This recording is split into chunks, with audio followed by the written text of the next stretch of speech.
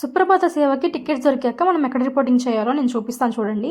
అక్కడ వాళ్ళని అడిగినా చెప్తారు మనం సుపదం దగ్గరికి వెళ్ళాలి. సుపదం అనేది గోపురం ఉంది కదా, గోపురం లెఫ్ట్ సైడ్లో నేను అక్కడ కనిపిస్తాను చూసారా, ఏరో మార్క్ పెట్టాను. సో అది సుపదం ఎంట్రీ అనమాట. సో ఇలా ఉంటుంది సుపదం ఎంట్రీ. దాని లోపలికి వెళ్ళాక వైకుంఠం క్యూ కాంప్లెక్స్ 1 అని చెప్పేసి మనకి ఇస్తారు, టికెట్లో చూపిస్తారు. సో వైకుంఠం క్యూ కాంప్లెక్స్లోకి వెళ్ళిన తర్వాత వాళ్ళే తీసుకెళ్తారనమాట. అక్కడ టికెట్స్ చెక్ చేసి లోపలికి పంపిస్తారు. లోపల ఫోన్ డిపాజిట్ చేసుకోవడానికి కూడా ఒకళ్ళు ఉంటారు. అక్కడ కూడా టికెట్స్ చెక్ చేసి ఫోన్ డిపాజిట్ చేయాలనుకున్న వాళ్ళు అక్కడ చేసుకోవచ్చు. బయటకు వెళ్ళి తర్వాత తీసుకోవచ్చు దర్శనం అయిపోయిన తర్వాత. కొంతమంది లక్కీ డిప్ ఎలా వేయాలి, లక్కీ డిప్లో ఎలా రిజిస్టర్ చేసుకోవాలి అని అడుగుతున్నారు. సో ఫస్ట్ అయితే మనకి ఆన్లైన్లో టీటీడీ యాప్ ఉంటుంది, లేదంటే గూగుల్లో www.ttddevastanam.in అని సర్చ్ చేస్తే వస్తుంది.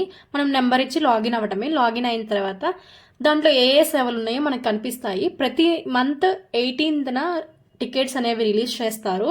ఫస్ట్ ఈడిప్ రిలీజ్ చేస్తారు. ఈడిప్లో వచ్చేసరికి మనకి ఏ సేవలు ఉంటాయంటే సుప్రభాత సేవ, తోమాల సేవ, అష్టదళ పద్మారాధన అండ్ అర్చన సేవ కూడా ఉంటుంది.